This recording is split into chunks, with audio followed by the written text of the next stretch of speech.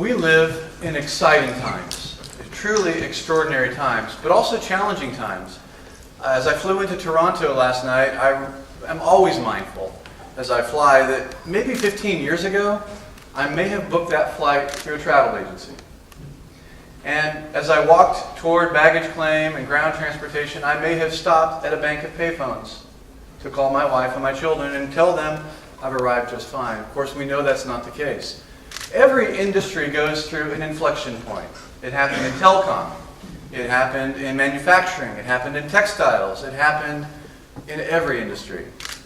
We are going through an inflection point in education. And it turns out, actually, that education is a mature industry. If you look back to the beginning of most of our civilizations, the church, the government, and the school have kind of always been around in some format. And to be very honest with you, because they're mature, they tend to change a little bit later than the other dynamic, more robust industries. And so what we saw happen in many other industries are now happening in education.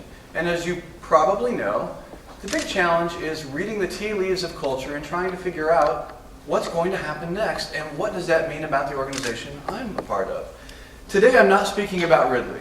Today I'll be speaking primarily about what do I see when I walk on campuses in different parts of the United States and different parts of the world, on colleges and universities, and on independent schools. What are the major trends from marketing, from curriculum, from the role of technology? So treat this as reading the tea leaf. We're at a pivot point, and the question is, what does it mean to Ridley? So one of the first, I'm going to go through 10. And each one is going to be a very brief point. One of the things we know about when the economy goes south is historically education does well. Education actually performs well as an industry when uncertainty comes into the environment. And certainly since 2008 and the global economic recorrection, as I call it, we had certainly a troubling economic time in the world, and we still do. It used to be then that when you made a change in the economic environment, changing of interest rates or funding of a particular thing, pretty predictable things would happen. But now I like to look at the economy as that game whack-a-mole. You all know what I mean by that. You hit a mole over here and 4 more pop up here, and you didn't anticipate that. And you find yourself trying to react to ever-changing situations. Well, the reality is a lagging economy has an impact on consumers and their choice about education. And what we're finding is when uncertainty prevails, people push their choice about going to school and investing in education further in the process. Maybe they choose to say, you know what, I might not invest in a real high-quality lower school or elementary school program. I'll wait till it's on a transcript in the middle school program or the high school program. And even in the university world, we see oftentimes the schools that would be considered the price leaders and the strongest institutions, and maybe the ones with the greatest pedigree, are struggling with a delayed consumer decision set. So the economy has a lot to do with how consumers perceive education. That is a trend. A second trend is, wow, what about the choice we have today?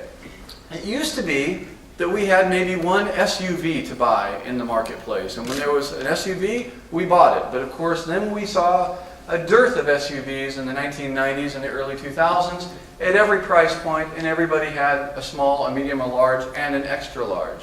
When the economy went down, extra larges went away, but the small, medium, and large still stayed there. The same thing has happened with education. All of a sudden, with the advent of new technologies, new platforms, and widespread adoption of different platforms, you find hybrid learning, online learning, ability to have in-residence learning. And what you're finding is different price points and different stratification. Increasing delivery options provides more consumer choice, but it also makes it very difficult for schools and colleges to decide where do we lay our foundation. Now, one thing we know about online education, at least I believe is true, is regardless of how good the delivery must be, one of the things I've picked up, if you're thinking about what's the future of online education, is its impact maybe on Ridley or on higher education. One thing we know is the public generally perceives an online program to be credible and legitimate if it's backed up by a residential, legitimate, high-quality, small campus. And when it does not have that, there's question about it. So it's kind of funny how much things change, they also stay the same. They go back and look at what's real and established. Because remember, education is a mature industry. People tend to look at what has been proven over time. Third, we see something changing about governance. You all know that most higher educational institutions and most independent schools have a governance structure, a board of governors or a board of trustees. And these people give of their time and their sweat and their heartbeat to be able to make impactful decisions about strategy and policy for schools and colleges and universities. What we're noticing is because schools are generally slow to change, I don't know if I made that point yet, what you're noticing is that there's somebody missing at that boardroom table over time, and that is the young entrepreneur. And you'll see some today.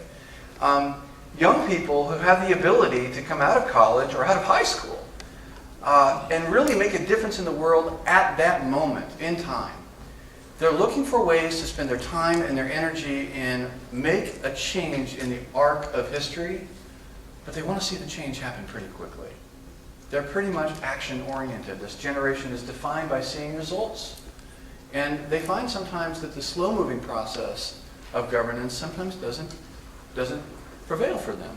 So one of the things I'm noticing, and by the way, keep in mind, none of this is a commentary. All of what I'm going to share with you today is not a commentary on Ridley. I'm telling you, if you walked around and spent time on 160 schools, colleges, and universities, you'd pick up a few things. I'm going to share with you 10 that I've learned today. 4, pricing. Pricing in and of itself is a lever that everybody is struggling to figure out. One thing we know is that generally, to produce a high-quality product in education, we have defined that as a small experience with a really well-heeled, well-understood, well-thought, relationship-oriented faculty member who understands the nature of his or her craft, but best of all can come alongside the student and be present with them. This is an expensive endeavor.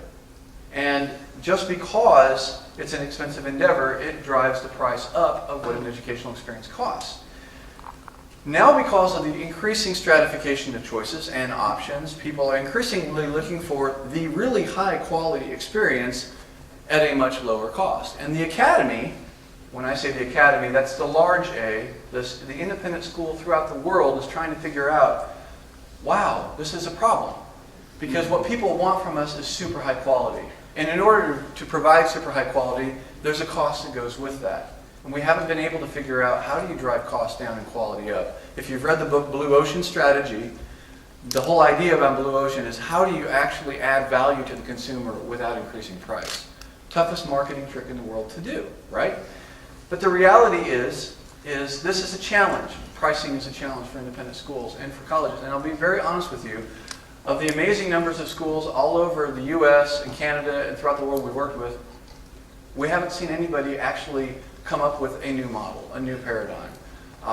It's really hard. It's really changing. So we're really literally in the midst of an inflection point when it comes to pricing. Most every educational institution in the world, even those with the largest endowments, would tell you they still have funding issues, believe it or not. It costs a lot to provide high quality. I'm fascinated by the young people that are in schools today, particularly in the Western world, but throughout the world. This is a group of people that grew up at a time that's different than myself. I'll be honest with you, I'm 47 years old. I have a 17-year-old daughter and a 14-year-old daughter in an American independent school, and they're living in a different time than when I grew up, and I'm sure you would agree with that. And what I notice about this group of young people throughout the world and throughout the country, when I interview people and talk to them about what's happening and what they're thinking about in their life, these people are not apathetic. They are excited about the future. They are engaged about social issues. They are global in their thinking. If you don't know what it means to be green, they'll teach you. I live in Portland, Oregon, where I'm convinced that all young people are actually recycling police. But the truth is these people really want to see a difference in the world, and they want to be part of it. And it's exciting because I think we're on the verge, a literal change in the arc of history about young people and their engagement in their environment. It's very exciting. Relevance. Oh, about 15 years ago, a really great French author wrote a book called High Noon, 20 Questions for 2020. How many of you remember reading that book? It's a phenomenal book. If you've never read it, it's a really great book. But it was a book about, hey, as we look forward 15 or 20 years from now, here are the 20 global issues that every person living at that time is going to deal with. Terrorism, digital citizenship, petrol, energy, water, okay? What's quite interesting to me is we're really good at studying what the problems of our world are going to be. We actually know, you know what, we're going to have a population crisis here. These are things that are very predictable. We're going to have an energy shortage. People are not going to have enough water. We're going to have disease. There's going to be an increase of global terrorism. If we are asking the young people today to prepare to solve those tomorrow, then why does our curriculum not quite look like it? It's quite interesting to me how we've failed in some ways, and I'm not saying Ridley, I'm actually saying schools in general, to try to adapt a changing curriculum to the challenges of today. Now, to be really honest with you, Ridley is way ahead of the curve. I just did make an editorial point, sorry, but Ridley is way ahead of the curve in this area because many are teaching 30 and 40-year-old educational trends, but there is an issue of relevance, cultural relevance in our curriculum that it kind of plagues education, particularly in North America, it happens to be. 7, go out and ask anybody in education today, what do you think the best way to teach students are? Actually, bring 20 ed kids together and ask them, what do you think the best way to teach students? What they are going to tell you is, well, I think it's all about sage on the stage. Just like today, the thought leader gets up, they tell you what they think, and you should make sure you know it and understand what they say. And somebody else might say, no, actually, it's coming alongside students. It's partnering with them. It's collaborative learning. It's small group. Some would say it's experiential. You know, the only way that you learn learn something is by doing it. The truth is, for the first time, I think, in educational history, the jury's out on what provides the most competencies, the best learning outcomes. The jury is out. And what an exciting time. I mean, if you think about this, most of these are really open-ended questions. Because Ridley is in a phenomenal place, a really great school, phenomenal heritage, complex set of audiences, many people from many different parts of the world and from the local community and everywhere in between, and everybody has a stake in the game. You have an opportunity to chart your own course. 8, there's a new generation of consumers out there that I'm noticing. And it kind of goes like this. I'm going to sound a little bit American-centric. Sorry for a minute. So please forgive me. But, you know, there's a saying that we always say is we want our generation to have better than we had. And if you're paying attention to thought leaders across the world, many of them are saying, this might be the first generation in Western history that actually inherits a world that isn't actually as good as the one you had as a parent. That's actually very scary, right? It's actually very scary. And at the same time, what we're noticing is consumers who are saying, you know what? I didn't have to have the best education in the world. It turned out okay for me. Good is good enough. I have a really high opinion of education, as FJ said in his introduction. I believe that education is the only thing in life that I can walk into any room and be competitive. I could lose my family at this moment in time. Something may have happened in Portland, Oregon. I could lose someone I really care for. I could lose my house, I can lose my job, I can lose my car. But you can't take away my mindset. You can't take away the way I see the world and the way I influence the world and the way I use my gifts to change the arc of history. Good is never good enough. Best is the only way to be able to solve our problems. And education over time has proven to be that case. And so there's an interesting conundrum we have going on in education about what we know works in solving structural poverty and creating the greatest innovations. When I walk onto a school campus and I see a young person that is bright and noted and talented, the very first thing I think of is what Bill Gates has said before. Somewhere in that mind is the answer or the cure to cancer. I just hope they have access to the best education to be able to pull it off. Number 9. The attention economy. It seems today, and our good friends at Nike in Oregon, where I'm from, actually turns out I think they kind of built this kind of brand and built this kind of philosophy, but it used to be that if you really did something really well, that you get attention for doing it really well. That if you built a great product, that people would naturally follow you.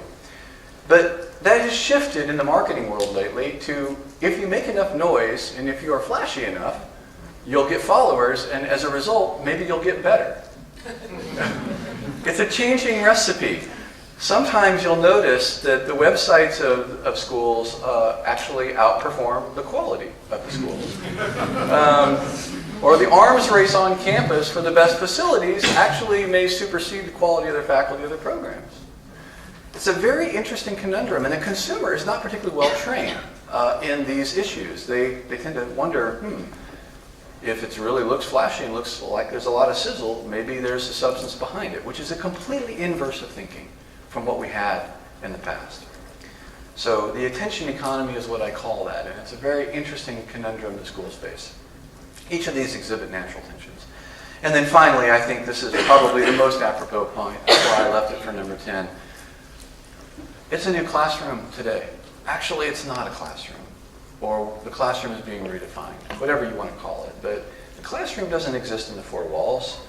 It doesn't even exist on the digital screen or the tweet that has just been posted. The classroom exhibits just about anywhere. It's everywhere. And information is ubiquitous. Knowledge is gathered. Discernment and wisdom is taught and learned in the educational learning experience. The classroom is being redefined. You throw in a new educational philosophy, competency-based learning, different delivery platforms. Wow. We're at an inflection point. The arc of history is changing in education. It's probably about 15 or 20 years later than most other industries went through corrections. True. But what we know about other industries and what we've learned from other industries is when change happens, great innovations are usually to come.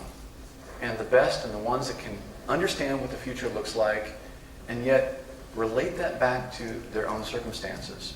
See, strategic planning is really finding the intersection between mission and market, i.e. between what you do really well and actually where the world is going.